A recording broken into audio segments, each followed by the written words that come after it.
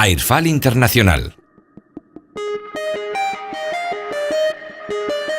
Con casi 30 años de experiencia en la fabricación de luminarias de alta tecnología en España, en Airfal Internacional convierten la luz en algo tangible, en una experiencia única adaptada a las necesidades de sus clientes. Airfal, con un gran equipo especializado que constituye su mayor valor, quiere ser tu luz, y para ello honran los valores éticos colaborando con diferentes entidades no gubernamentales, como Atades Huesca, Colegio Vértice y otras, culminando la integración con la incorporación a su plantilla, gracias a la creación de un taller ocupacional con la Fundación Rey Ardit en sus propias instalaciones, reflejándolo en la memoria de sostenibilidad realizada, registrándose en organizaciones como el Global Reporting Initiative.